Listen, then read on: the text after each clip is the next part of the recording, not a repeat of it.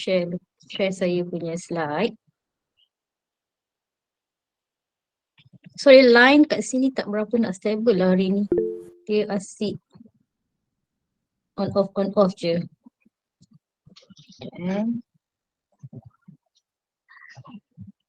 Okay, so saya teruskan So untuk pagi ni saya kenalkan diri saya dulu. Saya Siti Maisarah binti Narawi daripada Unit University akan berkongsi berkenaan bab di operasi penyelenggaraan aset.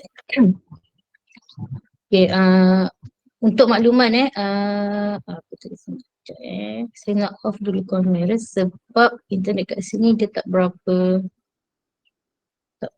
ni, so dia agak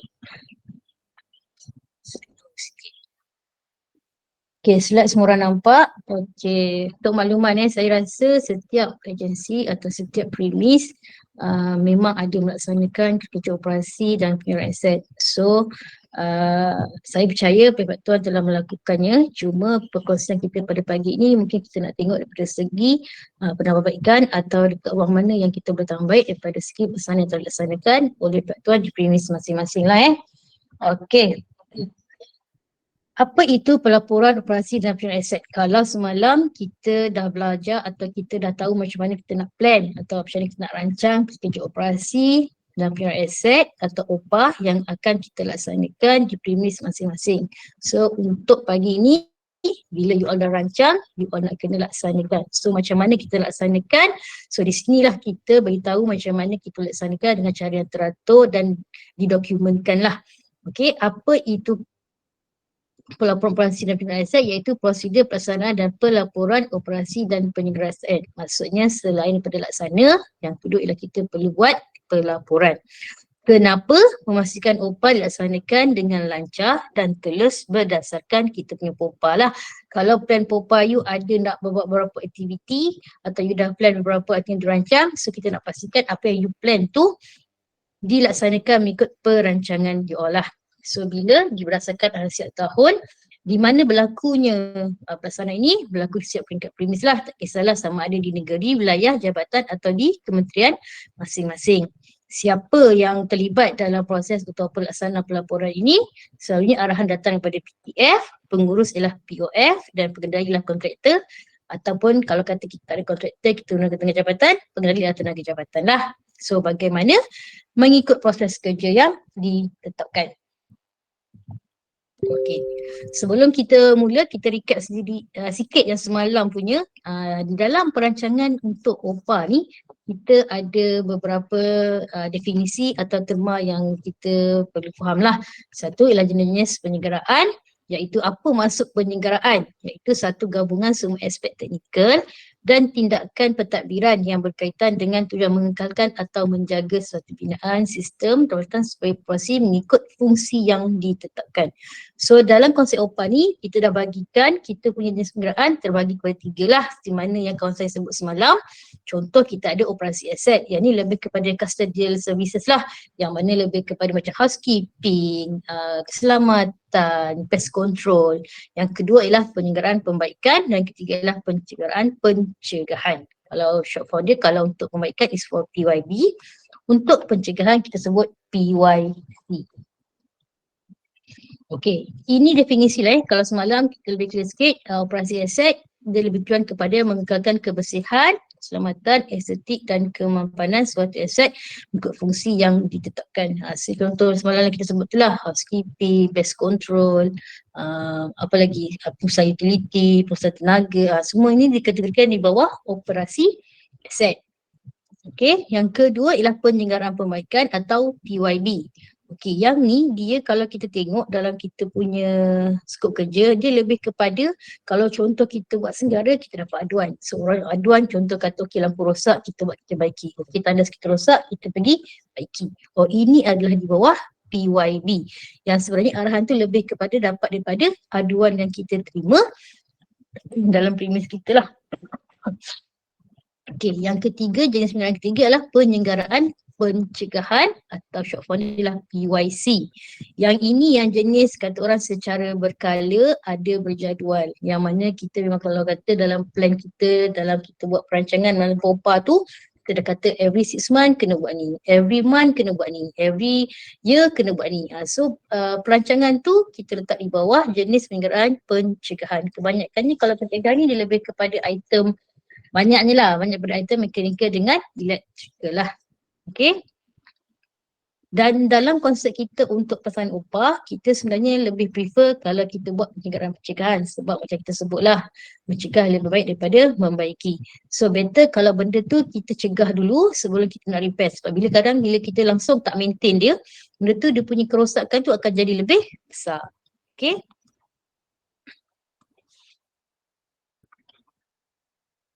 Okay, selain daripada itu, definisi yang perlu kita tahu juga dalam pelaksanaan upah, bila kita melaksanakan sesuatu pelaksanaan tu, kita ada kaedah pelaksanaan. So dalam melaksanakan upah, kita ada 2 kaedah iaitu pelaksanaan operasi dan pengeluaran aset secara dalaman. Apa yang kita maksudkan secara dalaman? Okay, maksudnya kita sendiri, premis atau UPF sendiri melaksanakan kerja upah secara dalaman. Kita tak lantik third party atau kita tak lantik macam contoh macam FN contract lah. Ini lebih seperti contoh UPF, you sediakan kontrak, you buat sendiri. Ataupun kita ada tenaga jabatan kita suruh tenaga jabatan kita yang buat kerja-kerja upah tersebut. Ini dikatakan secara dalaman. Kalau perasan semalam masa kita buat upah, masa kita buat dekat F71B tu, dekat hujung tu kita ada mention cara dalaman atau cara luaran. So yang ni kita kena decide lah masa kita nak scope kita tu. Contoh kalau kata scope untuk housekeeping, kita dah plan dah kita nak buat secara dalaman ke atau kita nak buat secara luaran. Okay. Yang ni sama dah kalau kata nak lantik satu kontrak pun boleh, nak berapa kontrak pun boleh. Satu kontrak ni maksudnya kita lantik seorang saja kontraktor atau seorang saja pengendali untuk dia melaksanakan semua kerja upah. Kalau bundle ni sama ada maksudnya you lantik every scope tu satu kontraktor. Okay, dua-dua kaedah ni ada pro and cons lah. Dia punya pemilihan berdasarkan kesesuaian skop dan peruntukan dan juga kita punya crucial untuk pembaikan lah. Mana yang lebih senang kita nak maintain, mana senang kita nak kawal. Okay.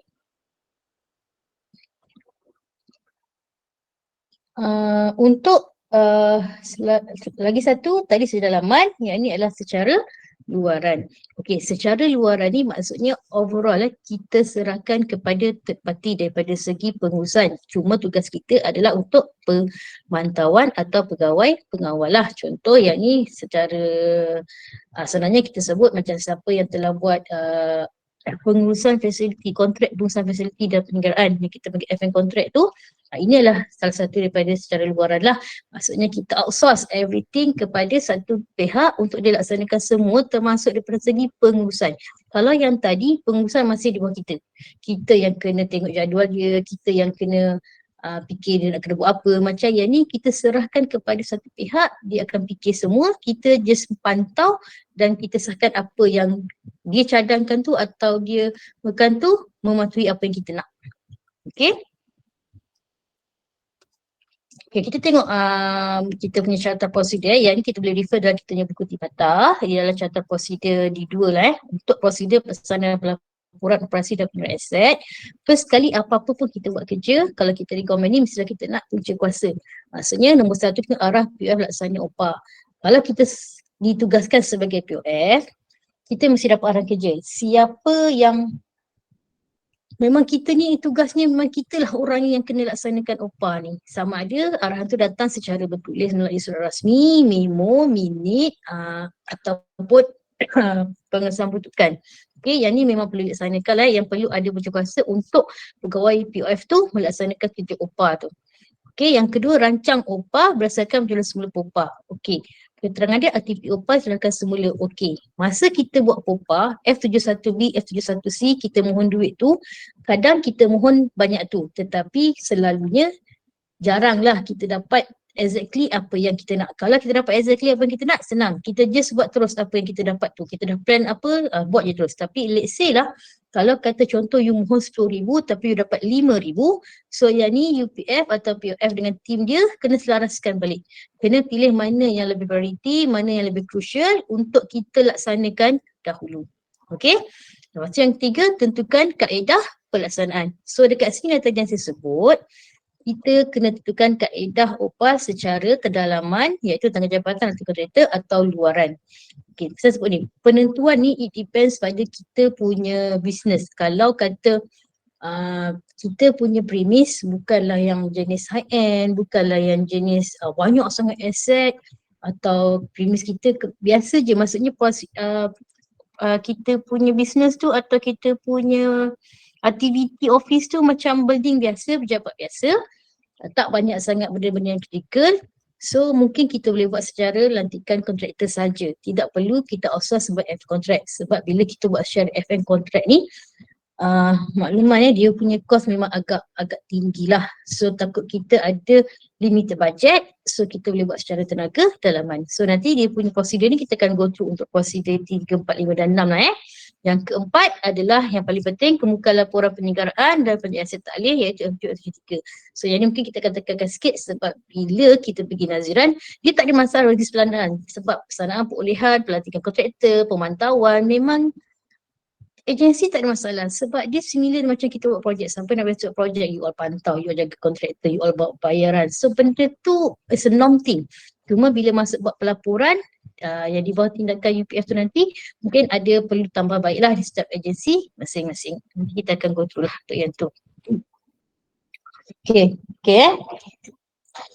Okay, untuk prosedur pelaksanaan pelaporan aset dan aset, okay, kita di bawah kita punya tipata, kita ada 6 carta prosedur lah, iaitu di 3, di 4, di 5 dan di 6. Di 3 tu secara dalaman iaitu tanggungjawatan, yang di 4 secara dalaman lantikan kontraktor, secara luaran dan prosedur kerja pulangan.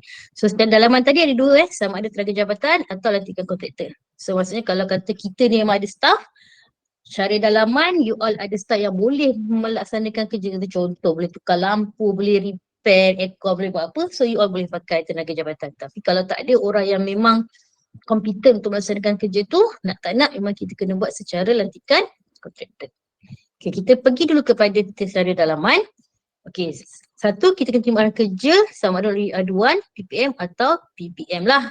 Ni maksudnya, macam saya sebut tadi, kalaulah kita buat secara dalaman, orang kita yang akan sendiri laksanakan kerja tu, sebelum dilaksanakan kerja tu, kita mesti ada record. Macam mana dia tahu benda tu nak kena repair macam mana tu, selalunya kita dapat melalui aduan. Ataupun melalui jadual yang tadi puan-puan dah buat dekat POPA tu, you all dah kata untuk kerja maintenance aircon, seminggu sekali kena buat check sekian. So melalui jadual yang you all dah plan dekat POPA yang F71B tu, daripada situlah dia akan menggunakan untuk dia melaksanakan kerja-kerja atau arahan untuk melaksanakan kerja-kerja perbaikan. Okey, yang kedua tentukan kaedah pelaksanaan. Kalau tenaga jabatan, orang dalaman kita. Kalau di kontraktor, nanti kita tunjuklah secara perolehan. Lantikan kontraktor ni secara perolehan, saya rasa semua orang pun dah well versed. Sama ada you nak buat secara sebuah harga, secara undi, secara tender. Yang tu depends pada kita punya cost lah. Itu kita kena merujuk kepada MOF punya prosedur lah. Kita tak boleh lari lah. Okey. Yang ketiga, tentukan pasukan berdasarkan skop kerja. So macam tadi lah kalau tuan-tuan memang ada tenaga jabatan yang memang kompeten untuk melaksanakan kerja tersebut, silakan, dan kita kena kumpulkan tim tu, kena assign tim tu, dia kata dia kena buat ni, kita kena assign jadual kerja untuk tim tersebut. Tapi kalau kita tak ada, tak payahlah kita minta tenaga jabatan untuk laksanakan. Sebab takkanlah contoh member tu dia memang tenaga jabatan kita, contoh dia tukang tapi you all suruh dia buat repair aircon, memang dia tak pandai lah dan dia tak kompeten pun. Kalau melainkan kalau dia ada sijil yang memang khas untuk dia memang kata diiktiraf untuk membuat penyelenggaraan tu, dan tak ada masalah. Tapi kalau tidak, so kita tak bolehlah minta dia untuk melaksanakan kerja operasi dan penyelenggaraan aset tersebut. Okay. Kalau tenaga dalaman ni banyak kerja sikit lah. Maksudnya macam tuan-tuan yang kena arrange. Okay, tim ni kena buat ni, you all kena ada jadual bila orang nak bergerak, bila orang nak buat. So, saya rasa ada agensi yang masih menggunakan tenaga jabatan. So, sebelum ni dia buat juga. Macam kita pergi Keluarga Baru ni, saya tak ingat dekat mana. Tapi dia ada buat, cuma dia tidak secara berstruktur. Maksudnya dia tidak secara didokumenkan lah. Contoh kalau kata untuk housekeeping, untuk cuci toilet kan. Dia main orang ni hari ni orang ni buat. Dia tak ada proper jadual. So melalui tipata ni, nak tak nak kita kena buat secara proper lah yang ada record dan ada jadual lah. Okay. Yang ketiga adalah untuk okay. Lepas tadi you dah assign, salah satu daripada selain daripada orang, bila tenaga jabatan, you all kena ada peralatan dan bahan kerja. Contoh, peralatan pemeriksaan dengan bagi suku awam, mekanikal, elektrikal, mana berkaitan lah. Takkanlah you all nak suruh tenaga jabatan atau staff you all pergi buat repair tanpa bagi dia tools atau tanpa bagi dia material untuk dia laksanakan kerja-kerja pembaikan. Dia tak boleh pakai mata je atau kekuatan niat je, oh siap pengiraan. So nak tak nak, kalau daripada tenaga jabatan ni, dalam POPA you all tu, you all kena mention juga kos perolehan bagi kerja-kerja untuk peralatan dan bahan kerja tadi. Supaya kos tu, bila you nak buat tenaga jabatan, kos tu di-includekan dalam kerja-kerja kita ni. Okay. Yang kelima, laksana upah lah. So dia ikut laksana upah tu based on dia punya tata cara dan prosedur lah. Okay. Yang keenam, selia dan pantau. Yang ni kita nak tengok kerja yang dia buat tu penyelia kepada tenaga jabatan atau pasukan yang membuat tu tengok kerja dia merespect tak, betul tak, kalau kata dia tukar yang ni betul tak seperti mana yang kita dah assign, kata lampu ni pakai lampu ni betul tak, yang tu kita semak lah. Sama je macam mana-mana kalau kita buat contoh macam projek pun sama juga. So kita nak tengok adakah dia buat tu ikut kita punya quality atau kita punya system spec, dan kita kena kawal lah dan kita kena pantau. Okay, yang ketujuh, urusan pengesahan. So bila you dah siap, selalunya kita dapat tadi daripada aduan kan. Bila you dah buat sesuatu kerja, you kena confirmkan aduan you tu telah ditutup dan telah dibaiki. So yang ni you kena laporkan kepada PTF lah. Dan sekali kemaskini pangkalan data. Okay, untuk kemaskini data, dulu kita ada MySejahtera lah. So dalam tu kita ada masukkan anything data kita melalui yang tak ganti. So macam yang ni, kalau let's say tak ada, dalam kita punya borak ada kita mention senarai borak untuk, kalau tak ada kita boleh tengok pada kita punya buku garis panduan lah. Kita kena senaraikan alat ganti yang kita gunakan. Kenapa kita perlu senaraikan pentingnya benda ni? Untuk kegunaan operasi nyerahan penguasa akan datang. Biasa kita tahu alat kita kenapa, berapa lama dia tahan. So nanti planning tu kita buat untuk the next POPA atau untuk the next year lah. Okay. Okay. Seterusnya, prosedur untuk pelaksanaan upah secara dalaman iaitu secara lantikan kontraktor. Satu, tentukan kaedah perolehan. Yang saya sebut, yang ni kita kena refer MOF punya prosedur lah, perkara kenderaan. Kita pulang kepada kita punya kos. Kalau kata less than 3,000 boleh lantik terus. Kalau kena RM20,000, tebuk harga 500. Sekarang tebuk harga sehingga tahun depan RM1,000,000 kan kalau you nak buat kerja senggara. So, it depends pada latest atau yang terkini punya perkenderaan. Untuk kaedah perolehan ni bergantung kepada agensi masing-masing lah. Okay, sediakan dokumen dan laksana perolehan. Okay, yang ni dokumen perolehan, stok kerja, spesifikasi dokumen. Ini kita akan tengok kepada tata cara untuk perolehan nantilah. Yang ni tak ada beza dengan kalau kita buat projek, sama je. Sebab sebut harga punya prosedur ke, you all punya sebut harga untuk tender ke, senggara ke, projek ke, prosedur tu tetap sama. Okay. Yang ketiga, urus pentadbiran kontrak. Yang ni tentulah kalau kata sebuah harga, dia ada syarat sebuah harga. Kalau ada tender, dia kena ada buat COC lah. Ada condition of contract. Lepas tu daripada segi tata cara dia, contoh kalau you kata you sebuah harga, adalah jawatankuasa dia. Dia sama je selalu jawatankuasa kita guna tu sama dengan jawatankuasa kita untuk projek. So any jawatankuasa sebuah harga yang kita guna pakai di agensi, sama je kita guna pakai untuk kerja-kerja operasi dan aset. Yang keempat, sedia dan pantau lah. Yang ni macam biasalah. Anything kerja, kita tak boleh tinggal dia. Maksudnya, although kalau kata tenaga jabatan ke tadi, kontraktor ke, dua-dua kita kena pantau. So kalau macam bila kita buat naziran, kita nak tahu macam mana you all pantau you all punya kontraktor, you all punya kualiti kerja. Selalu kita kata melalui minit mesyuarat yang you all buat laporan bulanan atau you all inspection bersama kontraktor lah. So yang tu nak tak nak kita kena buat lah selaku UPF. Okey, yang kedua, yang kelima, capai setiap elemen spesifikasi. Okey, contoh yang ni service level agreement ni maksudnya kita dah setkan. Kalau kata dalam service level agreement kita nak contoh aduan atau perbaikan dilaksanakan dalam tempoh 1 hari bagi aduan yang melibatkan sekian. So kita kena pastikan kerja-kerja aduan dan perbaikan itu memang ikut tempoh yang memang kita dah tetapkan. Okay, selalunya yang ni kita boleh refer kita punya piagam pelanggan lah. Contoh kita dah mention, okay, aduan dimaklum maklum balas dalam masa sehari. Okay, kerja-kerja perbaikan yang melibatkan yang ni kena prepare dalam masa 3 hari. So yang tu yang tuan-puan kena pantau dan make sure kontraktor atau sesiapa yang melaksanakan kita punya kerja operasi penyeraan tu mematuhi SOP yang telah kita gariskan atau kita tetapkan. Okey, yang keenam, sah dan sediakan dokumen pembayaran kemajuan. Okey, ini biasalah pembayaran interim. Kalau kata you all pakai sekarang ni ikutlah kontrak kita, dokumen kontrak kita kalau sebuah harga, selalunya kita akan bayar one off sekali lah bila kerja dah siap.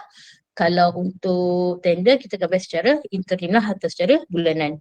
Cuma dokumen pembayaran ni make sure disahkan, disemak dan ada orang yang verify lah terhadap kerja-kerja yang telah dilaksanakan tu.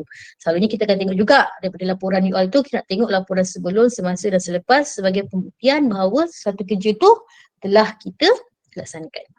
Okay, yang sekali bayaran akhir lah. Bayaran akhir ni confirm kalau dah siap kerja, kita bayarlah kalau kita keluarkan program kerja siap.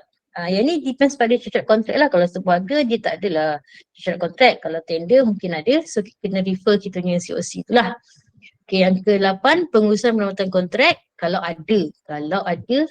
kita dah tamatkan kontrak, make sure kita punya record semua disimpan lah sebab kita punya record semua kena simpan within 7 years lah Yang ke-6, kemaskini pangkalan data lah. So yang ni kalau kata ada apa-apa update mengenai operasi yang terkini atau macam tadi kita sebut ada alat ganti whatever semua tu, kita kena update lah untuk kemas kini.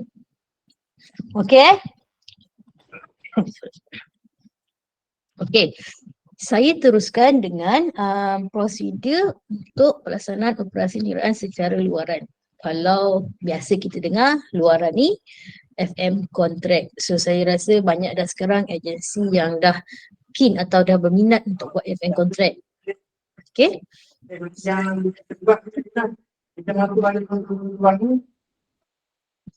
Ya? Hello? Senyap dah? Okey. Tak apa, kalau ada soalan nanti boleh je tulis kat tepi tu. Habis ni nanti saya buka untuk Q&A. Kita akan tengok Q&A tu. Sebab saya kalau dah buka slide ni, saya tak nampak ada orang lain dah ni. Okey.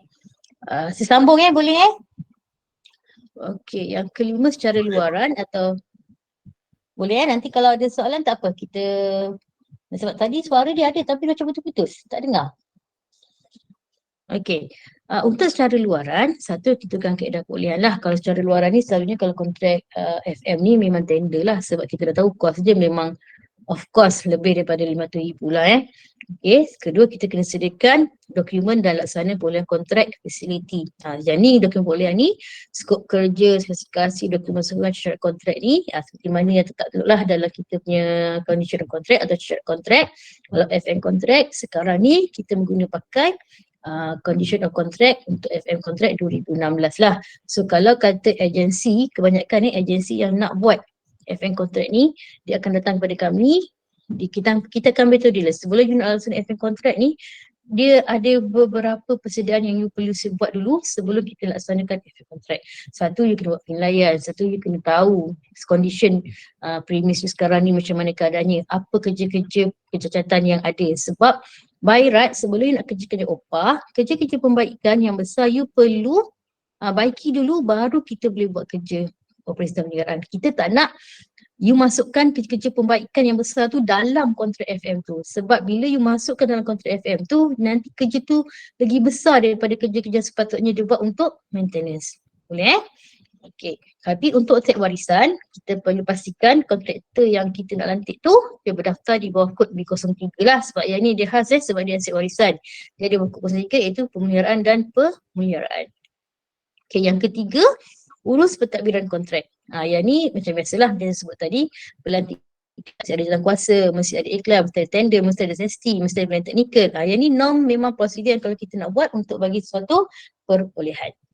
Okey, yang keempat, selia dan pantau pesanan upah, pengurusan fasiliti. Okey, yang ni kita pantau lah. Every month kita akan ada mesyuarat bulanan.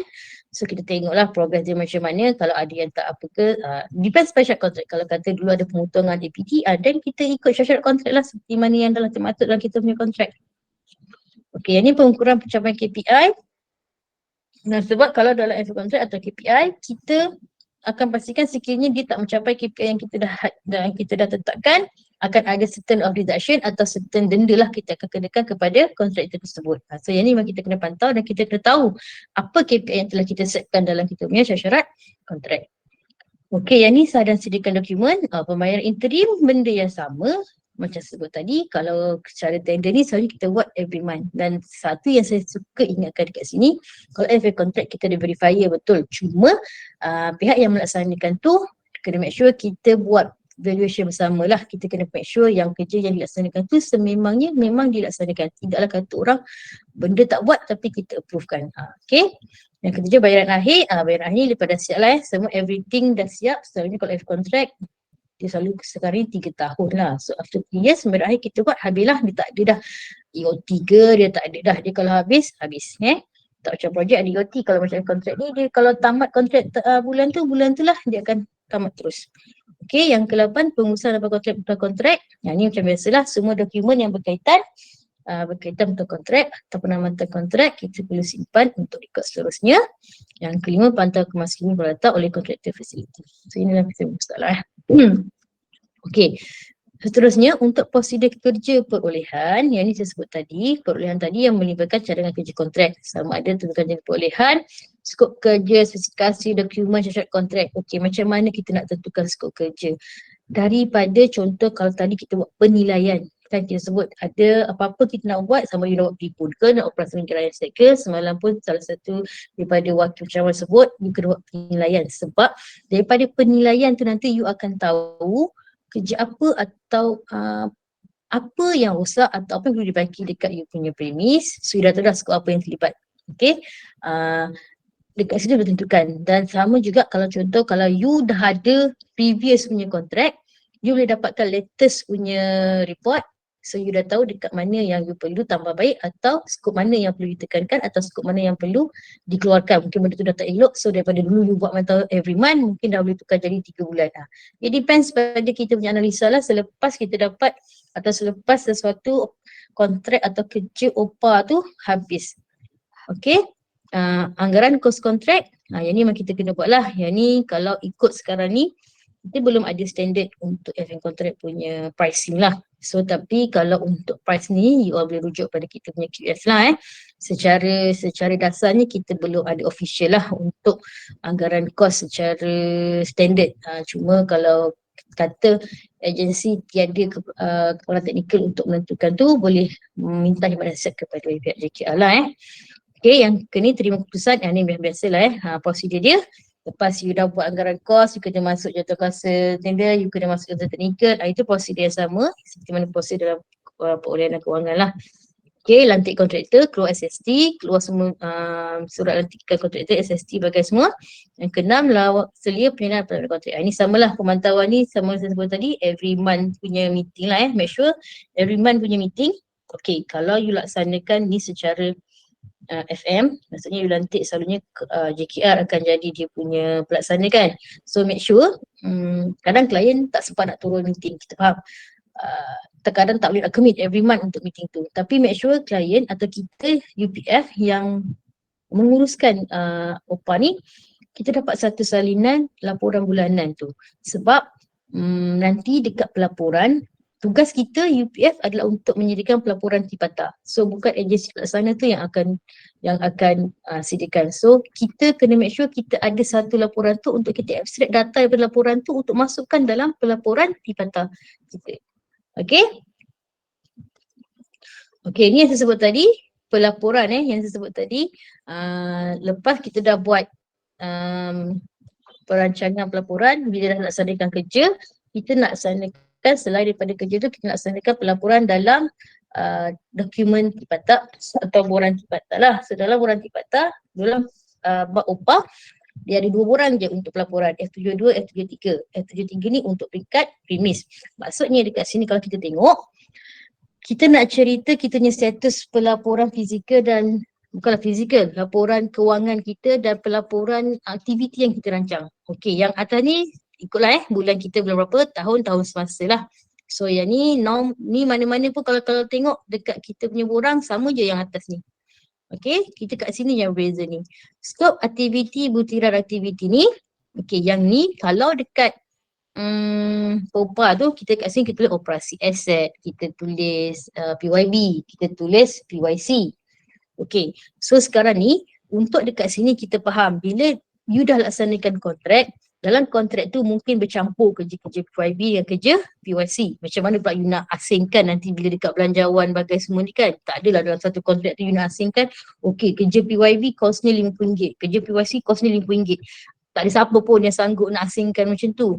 So dekat sini kalau untuk F72 ni, you boleh je letak kontrak kerja yang sedang kita laksanakan. Contoh kalau kat sini ada kontrak kerja housekeeping.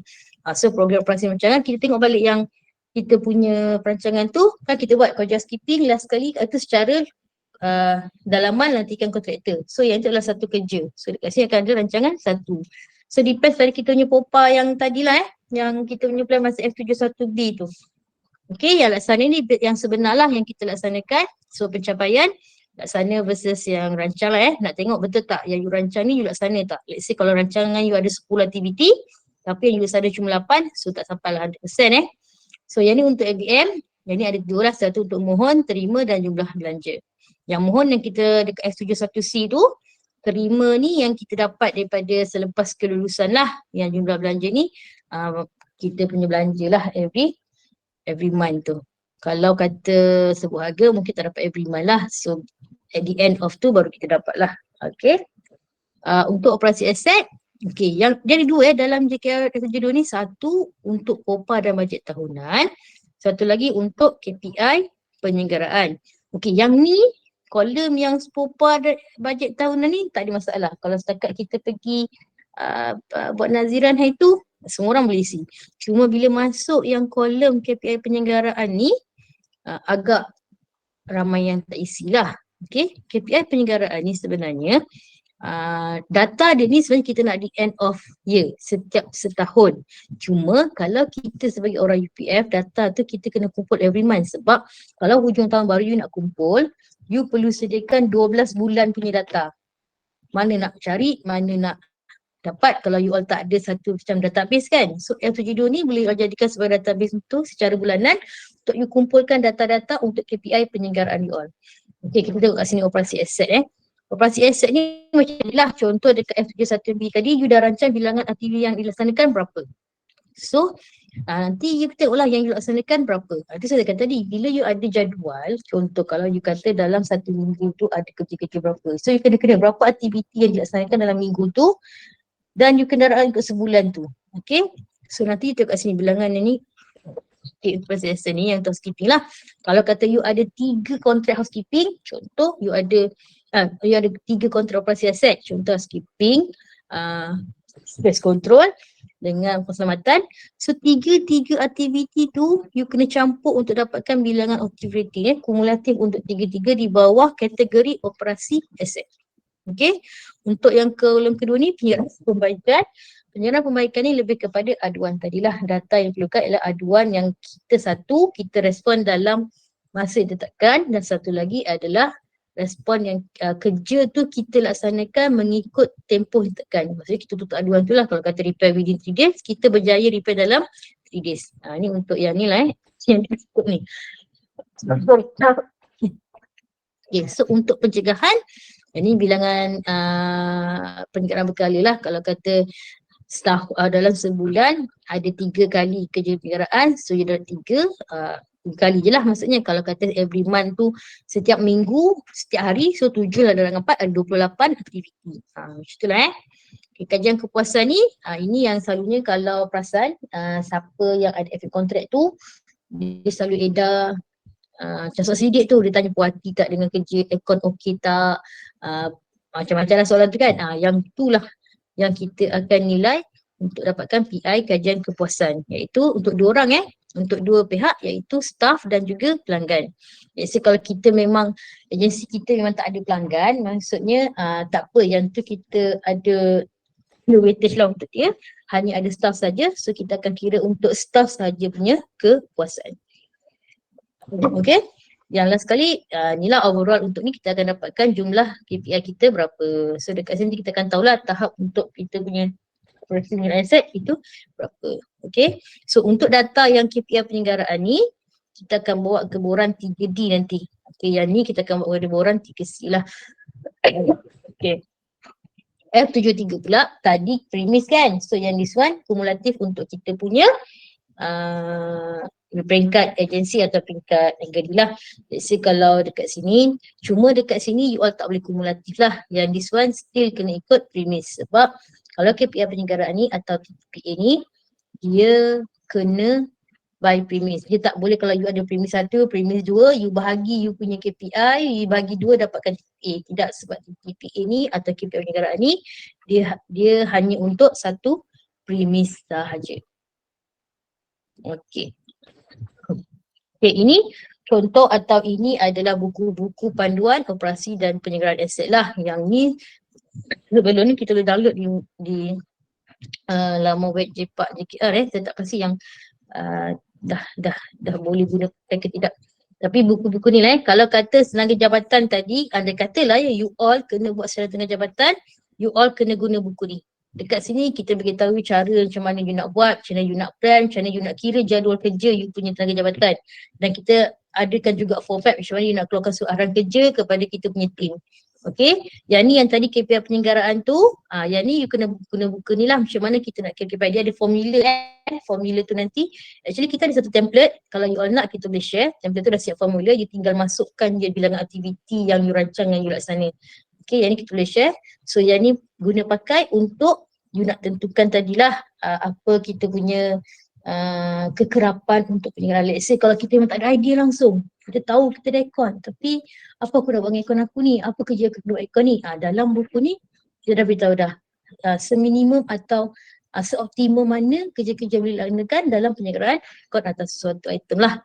Okay, yang ni kalau kata kita nak guna FM contract dekat sini buku dia, ini kita punya technical spec atau COC untuk FM contract. Okay, untuk yang saya punya part dah selesai, cuma saya nak share yang untuk F72 yang telah diisi lah sebagai contoh. Boleh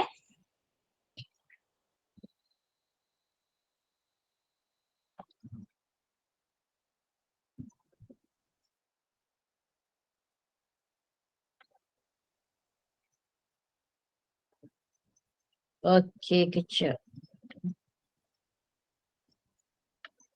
Okay, ini contoh F72 yang kita dah isi. Sekejap besarnya. Okay, kalau you all tengok dekat sini, dekat scope activity asset ni kan, kita tulis operasi aset, kita tulis apa kita punya kontrak. Sebab kalau kita nak refer balik, kalau kita tulis operasi aset semata-mata, nanti dekat kita punya laporan kewangan ni, kita based on kontrak lah sebab kita bayaran kita. Encik Iqbal, kalau tanya saya apa beza penyelenggaraan, kalau kita buka di BP pun dia bendanya sama je daripada segi tata bahasa je. Cuma saya pun itu check juga dengan DBP, ia tak adalah kata benda tu berbeza kerja, tak, dia sama je, tata bahasa je. Okay, kalau puan tanya saya apa beza pemulihan dengan senggara, yang tu saya boleh jawab. Kalau senggara ni dia lebih kepada benda kecil-kecil, benda runcit-runcit. Okay, dan kos dia pun tak besar. Kalau pemulihan ni dia lebih kepada yang one off punya bajet yang besar. So contoh kalau kita nak bezakan, yang senang kita ambil contoh, macam semalam lah Cik Afrizan cerita pasal bumbung. Kalau kita just repair roof tile yang sikit, fine, itu buat senggara. Atau kita repair contoh toilet, sistem rosak, pump dia rosak. Tapi kalau you all tukar keseluruhan bumbung, the whole thing, itu jatuh bawah pemulihan. Boleh ke untuk ibu pun boleh, tak ada masalah. Kalau nak share soft copy tu pun boleh je. Okey, yang ni contoh yang sejuk yang tadi F72 ni, ini contoh dia lah So kalau tengok dekat operasi aset, kita akan ada ni lah pembaikan ni, tulis berapa ribu yang dilaksanakan, berapa yang langsung kat sini nanti ada.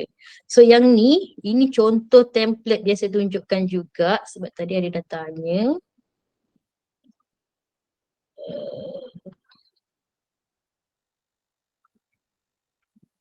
Okay, ini contoh template dia untuk kita buat TPA tu. Tak keluar lambat. Okay, ini template dia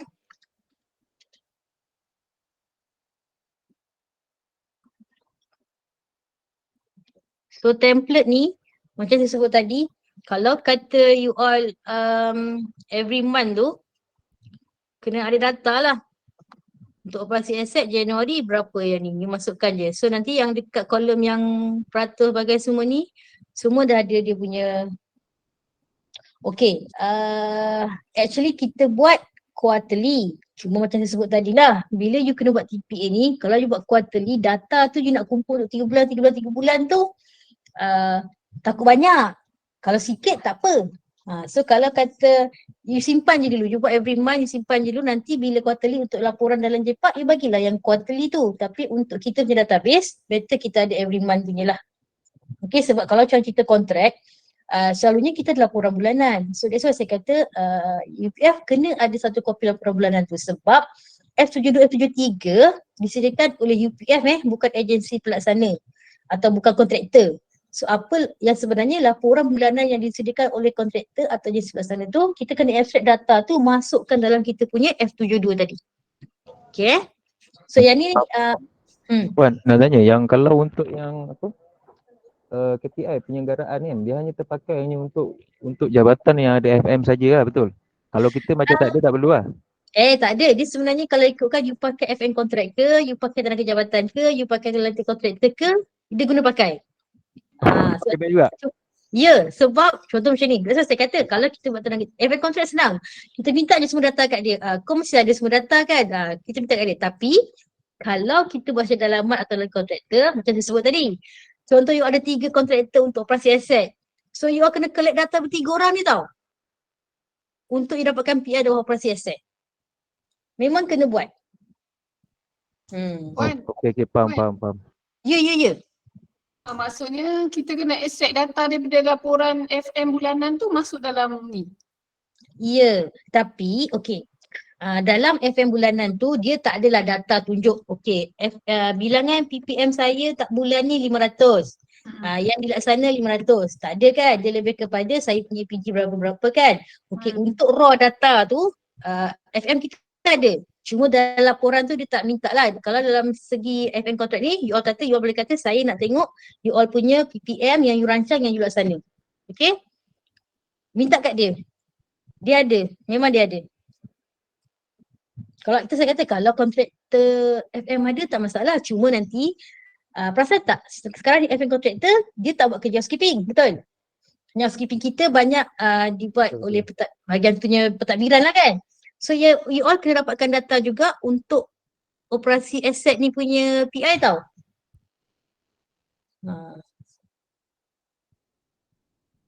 Nak tak nak kena berhubung dengan BKS lah. Kena dapatkan dia punya tu.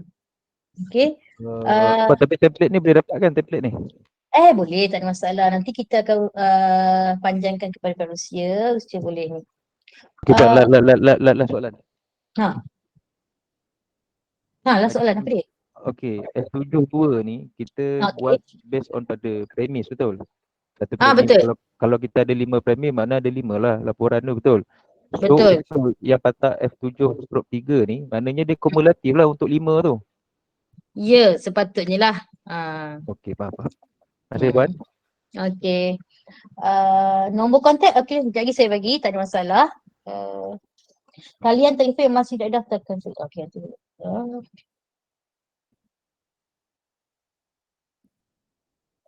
Okey, Puan, jangan confuse kalau kita sebutkan penyelenggaraan utility tu dalam skop operasi aset, kita memang ada pengurusan utility. Tapi pengurusan utility yang kita masukkan ni dia lebih kepada kau punya bayaran bil, lebih kepada kau punya analisis kepada kita punya utility, pengguna utility kita. So kalau kata nak buat penyelenggaraan terhadap benda tu, dia memang duduk bawah kita punya OPA lah, bukan duduk bawah A5 kita tu. Takut ada yang confuse sikit. Kalau pengurusan utility ni dia lebih kepada betul-betul pengurusan saja. Maksudnya kita uruskan kita punya utility atau kita punya bil dan kita buat analisa daripada penggunaan utility kita. Which one contoh, kita tengok bil kita, bil elektrik kita bulan ni atau tahun ni banyak dekat bahagian ni lah. Kenapa kita tengok apa yang menyumbang ke arah kenaikan bil kita tu dan kita buat penambahbaikan atau kita buat pencegahan untuk menguruskan kita punya bil. Tapi kalau kata tadi kalau nak buat penambahbaikan atau penyelenggaraan tu, dia bukan duduk bawah F5 utility tu lah.